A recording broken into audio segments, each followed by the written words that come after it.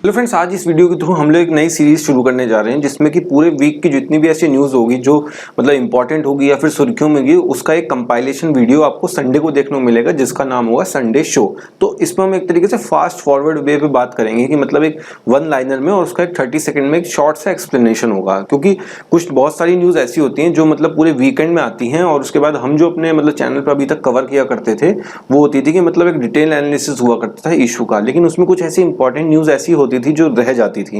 लेकिन अब संडे में ऐसी न्यूज़ आया करेगी जो मतलब पूरा आपका वीकेंड कवर कर देगी। जो लोग ऐसे हैं कि मतलब पूरे वीकेंड न्यूज़ नहीं देख पाते, तो एक वीक में एक वीडियो देखने से आपका पूरा जो करंट अफेयर्स है वो कवर हो जाएगा। तो उम्मीद करता हूँ वीडियो आपको पसंद आएगी। और तो चलते हैं अपनी पहली न्यूज़ की तरफ जो आती है टाइम्स मैगजीन से। टाइम्स मैगजीन ने अभी हाल ही में अपनी एक 100 मोस्ट इन्फ्लुएंसर्स की एक लिस्ट निकाली है, यानी कि पूरी दुनिया के 100 ऐसे लोग जिनकी बोलने का जो प्रभाव पड़ता है बातों का, यानी कि उनको काफी लोग सुनते हैं, जिसमें कि नाम आता है इंडियन पीएम नरेंद्र मोदी का। इसमें एक चौंकाने वाली बात यह भी है कि इसमें एक इंडिया के स्टेट के सीएम का नाम भी आता है जिनका नाम है ममता बनर्जी, जिन्होंने भी हाल ही में वेस्ट बंगाल के अंदर अपनी सरकार बनाई है। वहीं जहां इस लिस्ट में बड़े बड़े देशों के पीएम प्रेसिडेंट का नाम भी है, वहीं इसके साथ एक और शख्स इसमें ऐसा भी है जिसका नाम किसी ने एक्सपेक्ट ही नहीं किया था। वो है तालिबान के जो डेप्यूटी पीएम है जिनका नाम है मुल्ला गनी बरादर, उनका नाम भी इस लिस्ट में है। लेकिन जब टाइम मैगजीन से इसके बारे में पूछा गया कि मतलब आपने इनका नाम इसमें क्यों डाला, तो टाइम मैगजीन का रिप्लाई इसमें आता है कि हमारी जो लिस्ट है वो 100 मोस्ट इन्फ्लुएंसर्स की है। अब वो डिपेंड करता है कि वो पॉजिटिव इंपैक्ट करती है या फिर नेगेटिव इंपैक्ट करती है। जैसे कि एग्जांपल के तौर पे लास्ट ईयर जब दिल्ली में प्रोटेस्ट हुआ था सीएए का, सिटीजन अमेंडमेंट एक्ट का, तो उसमें जो दादी बैठी थी जिनका नाम था बिल्किस बानो, उनका नाम भी इस लिस्ट में था। तो लास्ट ईयर वो भी थी टाइम्स की मैगजीन में। तो चलते हैं अपनी नेक्स्ट न्यूज़ पे जो आती है कि वर्ल्ड का लार्जेस्ट CO2 प्लांट जो लगाया गया, यानी कि जो हवा है उसमें से CO2 को एब्जॉर्ब करने वाला एक प्लांट लगाया गया, वो लगाया गया आइसलैंड के अंदर। इसके पीछे का लगाने का जो रीज़न है वो ये बनता है कि जितना भी हमारा पॉल्यूशन होता है, चाहे फिर इंडस्ट्रीज से हो, चाहे व्हीकल से हो या फिर XYZ किसी भी चीज़ से हो, तो उसके बाद जितनी भी इससे गैसेज निकलती है उसमें सबसे ज़्यादा मात्रा में जो गैस निकलती है वो निकलती है CO2। तो उस चीज़ को अगर हम एब्जॉर्ब कर लेते हैं तो उसकी वजह से क्या है, हमारा क्लाइमेट चेंज नहीं होगा। क्लाइमेट चेंज इसलिए नहीं होगा क्योंकि ग्लोबल वार्मिंग कम होगी, ग्लोबल वार्मिंग कम होगी तो टेम्परेचर नहीं बढ़ेगा। और जो इस प्लांट का नाम रखा गया वो रखा गया ऑर्का, और ये प्लांट लगभग 1000 टन CO2 एब्जॉर्ब कर लेगा पूरे साल में। तो चलते हैं अपनी नेक्स्ट न्यूज़ पे जो आती है लिथियम से रिलेटेड। जैसे हम लोग अभी देखते हैं कि तेल के लिए कितनी मारामारी होती है और जो गोल्ड है वो कितना महंगा है, उसी तरीके से लिथियम को भी नाम दिया गया है व्हाइट गोल्ड रश, कि मतलब आने वाले टाइम में जैसे अभी लोग तेल के लिए लड़ते हैं, आने वाले टाइम में लिथियम के लिए लड़ेंगे। और सबसे ज़्यादा लिथियम जो निकाला जाता है वो निकाला जाता है साउथ अमेरिका की ABC कंट्री के अंदर। उसमें नाम आता है अर्जेंटीना, बोलीविया और चिली। और इंडिया ने इन तीनों कंट्री के साथ ही एक पैक्ट साइन किया है जिसमें इनका कहना ये है कि आप लोग हम लोगों को लिथियम निकाल के दो, हम लोग आपको अच्छा रेवेन्यू देंगे। और इंडिया ने इलेक्ट्रिक व्हीकल्स को बढ़ावा देने के लिए एक स्कीम भी चलाई है जिसका नाम है फेम, यानी कि faster adoption of manufacturing of electric vehicles. और इंग्लैंड वो देश बन चुका है जिसने कि अपने ऑफिसेज और घरों में ये चीज़ कंपलसरी कर दी है कि आपको इलेक्ट्रिक व्हीकल चार्जर लगवाना ज़रूरी है। पेट्रोल और इंग्लैंड वो देश है जिसने कि 2030 तक ये कसम खाई है कि पेट्रोल और डीजल को वो बैन कर देगा।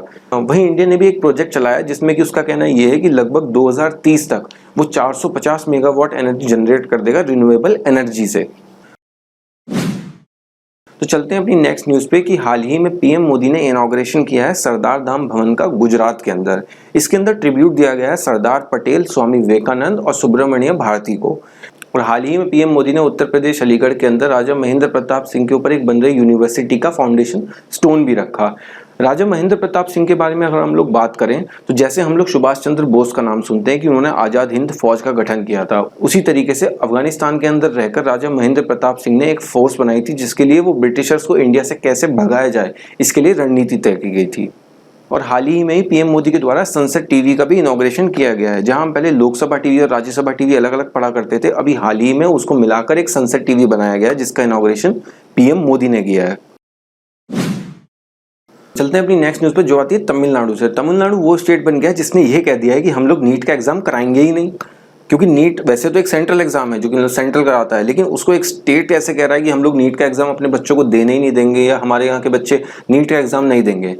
तो क्या ऐसा हो सकता है कि कोई स्टेट मना कर सकता है सेंट्रल कोई एग्जाम कराए? ये चीज़ हो सकती है, क्योंकि जो हमारा इंडियन पॉलिटी है उसका जो शेड्यूल 7 है उसके अंदर कुछ लिस्ट आती है जिसमें कुछ ऐसे कानून होते हैं जिसपे सेंट्रल कुछ वो बना सकता है लॉ, कुछ ऐसे कानून होते हैं जिसपे स्टेट लॉ बना सकता है, और कुछ ऐसे आते हैं जिसपे दोनों बना सकते हैं, जिसे हम कहते हैं कंकरेंट लिस्ट।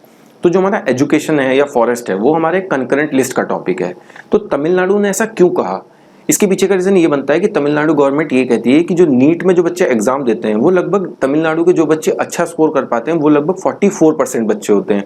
इसके पीछे का रीज़न ये है कि एजुकेशन वहाँ के बच्चों को प्रॉपर नहीं मिल पाती। वहीं अगर इसके कंपैरिजन में बात की जाए जो मेट्रोपॉलिटन सिटीज़ हैं जैसे कि दिल्ली, मुंबई, कोलकाता, यहाँ पे लगभग 70 to 80% बच्चे ऐसे हैं जो मतलब नीट के एग्जाम में अच्छा स्कोर करते हैं।